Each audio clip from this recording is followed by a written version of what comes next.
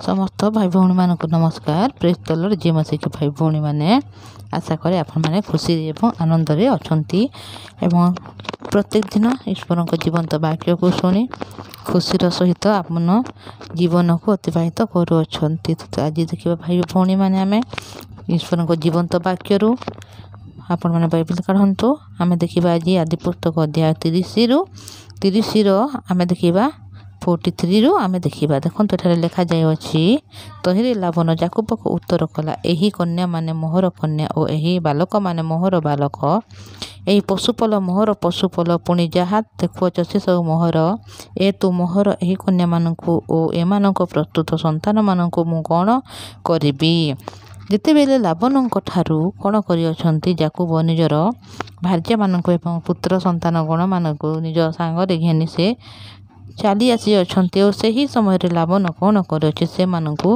पछे पछे दौड़ाऊ अच्छा 7 दिन पर से मानू से भेट होती जिते बेले लावन ठाकुर मानक से चोरी करी तांकर जो झी राहेल से आनी से निज ओठर भितर रखी अच्छी और तहिरे से ताऊपर बसी अच्छी जहाद्वारा से माने जेते खोजिले सुधा पाइले नहीं सेथिपाई एठारे देखंतु कहउछंती जाकुब कि यही पशुपल माने जहाँ अच्छा कन्यागुण माने मो पुत्र संतान माने समस्ते मोर मु कौन करी आस आम दुहे नियम स्थिर करूँ ता से मानकर साक्षी हो जेतेले जाकुब खंडे प्रस्तर घेनी तम रूपे स्थापन कर देखु भाई भौणी मैंने पुणी जाकुब आपना कुटुंब मान कहते कि तुम मैंने प्रस्तर संग्रह कर एवं तहिरे से माने प्रस्तर संग्रह करी गोटे राशि करते समस्ते सही स्थान रे सही राशि उपरे भोजन करुअछंती। अनंतर लावन ताहार नाम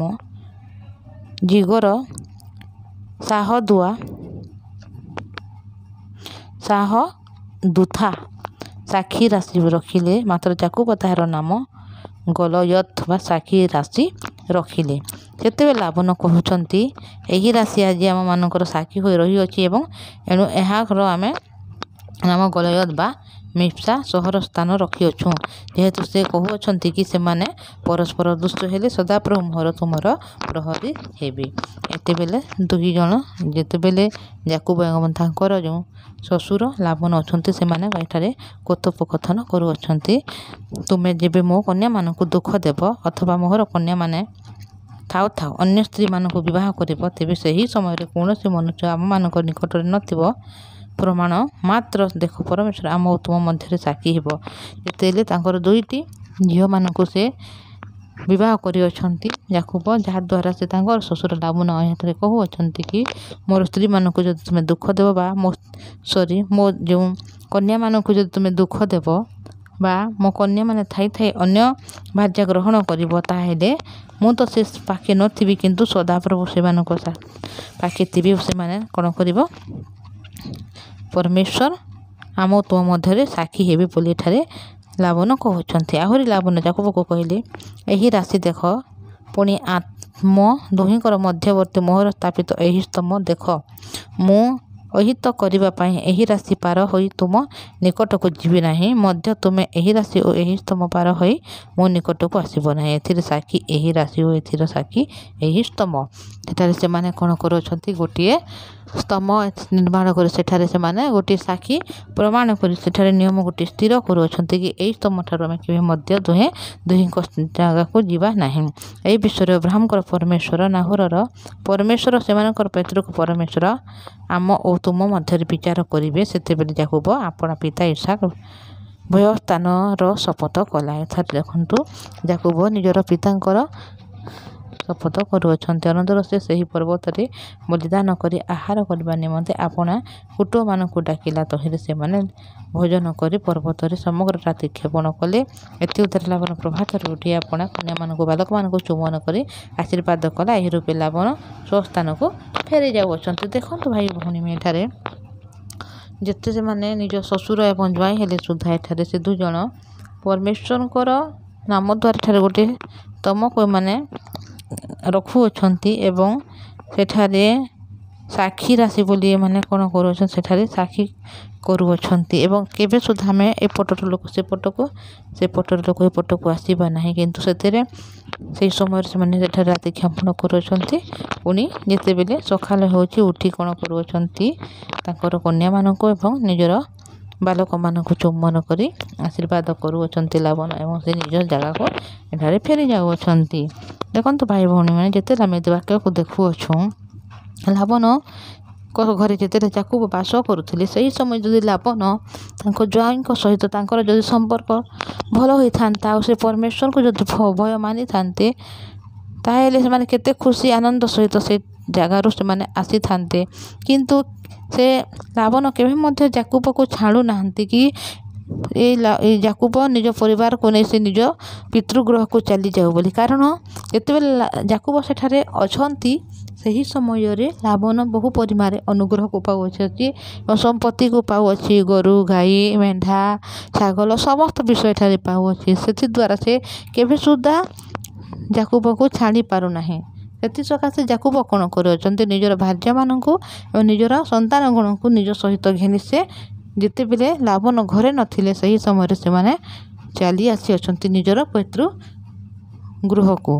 ତ ସେହି ସମୟରେ ଯଦି ଦୁଇ ଜଣଙ୍କ ସମ୍ପର୍କ ଯଦି ଠିକ୍ ହୋଇଥାନ୍ତା, କେତେ ଖୁସି କେତେ ଆନନ୍ଦ ସହିତ ସେମାନେ ଦୁହେଁ ଘରକୁ ଫେରିଥାନ୍ତେ। କିନ୍ତୁ ଯେତେବେଳେ ସେମାନଙ୍କର ସମ୍ପର୍କ ଭଲ ନଥିବା ଯୋଗୁଁ ଆଜି ଏହି ସମସ୍ୟା ମଧ୍ୟ ହୋଇଅଛି ଏବଂ ସେଠାରେ ସ୍ତମ୍ଭ ରାଶି ମଧ୍ୟ ନିର୍ମାଣ କରୁଅଛନ୍ତି। ଏବଂ ସେମାନେ ଶ୍ୱଶୁର ଜ୍ୱାଇଁ ହେଲେ ସୁଦ୍ଧା ସେମାନେ ଗୋଟିଏ ନିୟମ ସ୍ଥିର କରୁଅଛନ୍ତି କି ଆମେ କେବେ ସୁଦ୍ଧା ତୁମରି ପାଖକୁ ଏ ସ୍ତମ୍ଭକୁ ନେଇ ଯିବୁ ନାହିଁ ବା ତୁମେ ମଧ୍ୟ କେବେ ଆସିବ ନାହିଁ ବୋଲି। ତ ଦେଖନ୍ତୁ ଭାଇ ଭଉଣୀ, ଏଥିରେ ଲାବଣ ନିଜର ଜ୍ୱାଇଁଙ୍କୁ ଗ୍ରହଣ କରିଥାନ୍ତେ ଏବଂ ସେ ଭଲ ଭାବରେ ଯଦି ତାକୁ ବିଦାୟ କରିଥାନ୍ତେ, କେବେ ସୁଦ୍ଧା ସେମାନଙ୍କର ସମ୍ପର୍କ ଏପରି ହୋଇନଥାନ୍ତା। ତ ଦେଖନ୍ତୁ ଭାଇ ଭଉଣୀମାନେ, କେବଳ ସେ ଲାବଣ ନିଜର ସମ୍ପତ୍ତିକୁ ଦେଖୁଅଛି ଏଠାରେ, କେବେ ମଧ୍ୟ ନିଜର ଜ୍ୱାଇଁକୁ ନିଜ କନ୍ୟାମାନଙ୍କୁ ଦେଖିପାରୁନାହିଁ।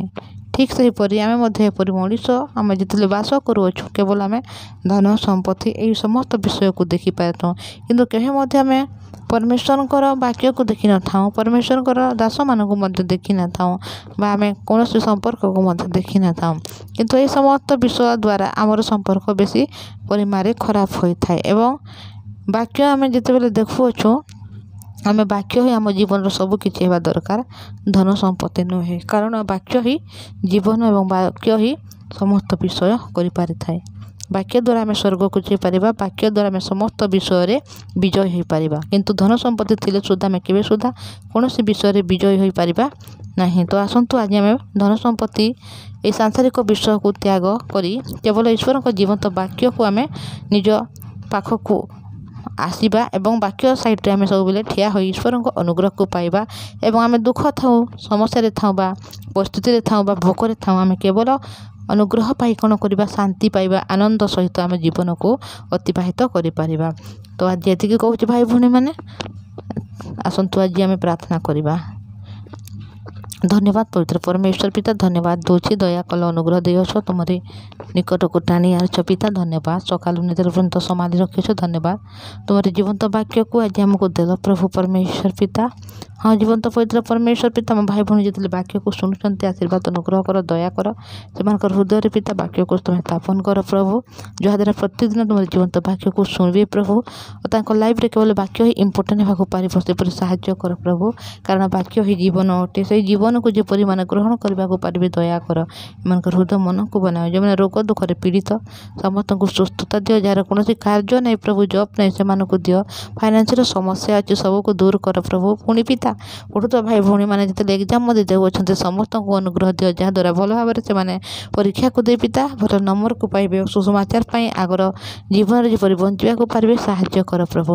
ତୁମେ ସମସ୍ତ ବିଷୟ ଜାଣିଅଛ ପିତା, ତୁମେ ତ ସବୁ ବିଷୟ କରି ସାରିଅଛ ମଣିଷମାନଙ୍କ ପାଇଁ, ସେଥିପାଇଁ ତୁମର ମହାନ ନାମକୁ ମୁଁ ଧନ୍ୟବାଦ ଦେଉଛି। ପ୍ରତ୍ୟେକ ଗୌରବ ତୁମକୁ ଦେଇ ଯୀଶୁଙ୍କ ନାମରେ ମାଗୁଅଛି, ଆମିନ୍। ପ୍ରେଜ୍ ଦ ଲର୍ଡ, ଥ୍ୟାଙ୍କ ୟୁ।